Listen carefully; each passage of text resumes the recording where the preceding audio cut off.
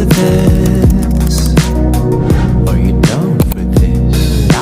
If you're in the mood, we can take it to the moon. Just like a movie scene, table for two. No need to be. Halo pendengar setia Sehat Bareng Kita, kembali lagi bersama saya Diana. Hari ini kita akan bahas topik yang sering kali disalahpahami banyak orang, yaitu diabetes insipidus. Nah, di studio kita hadir dua narasumber, yaitu ada Raffi dan Vano. Kita langsung saja ya, Raffi. Banyak orang mengira semua penyakit yang namanya diabetes pasti soal gula darah tinggi. Sebenarnya apa sih diabetes insipidus itu? Nah, ini yang sering bikin salah paham. Diabetes insipidus bukan penyakit gula darah tinggi, tapi gangguan pada hormon antidiuretik atau ADH yang berfungsi mengatur keseimbangan air dalam tubuh. Jadi, ketika hormon ini terganggu atau ginjal tidak merespon dengan baik, tubuh tidak bisa menahan air sehingga penderita sering buang air kecil dan merasa haus terus-menerus. Oh, jadi penyebabnya bukan karena gula darah ya, tapi karena hormon dan ginjal. Kalau dari sisi kamu, Alvano, gimana pengalaman kamu waktu tahu punya gejala seperti itu? Awalnya aku kira cuma dehidrasi, karena aku minum air terus-menerus, tapi tetap haus dan sering banget ke kamar mandi. Bahkan malam hari bisa berkali-kali. Akhirnya aku periksa dan dokter bilang aku mengalami diabetes insipidus. Waktu itu aku kaget karena aku kira diabetes cuma soal gula darah tinggi.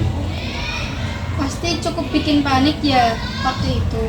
Nah, Raffi, sebenarnya penyebab diabetes insipidus apa aja sih?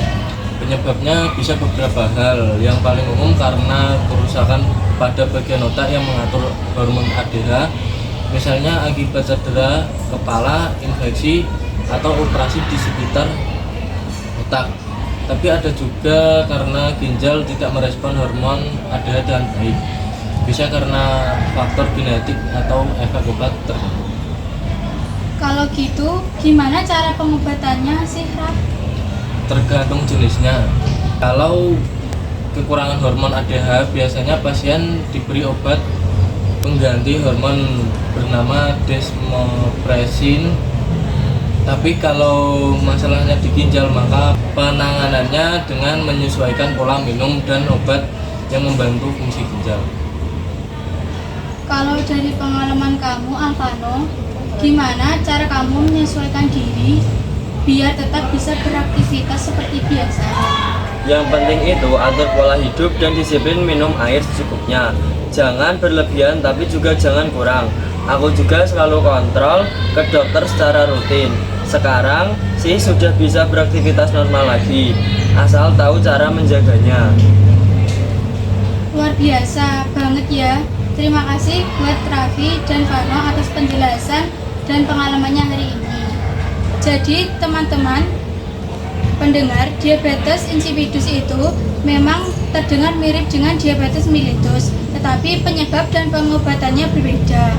Kalau kamu merasa sering haus dan buang air kecil berlebihan, jangan anggap sepele. Segera periksa ke dokter ya.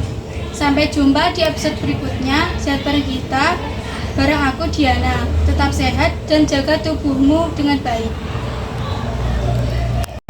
And I'm down for this.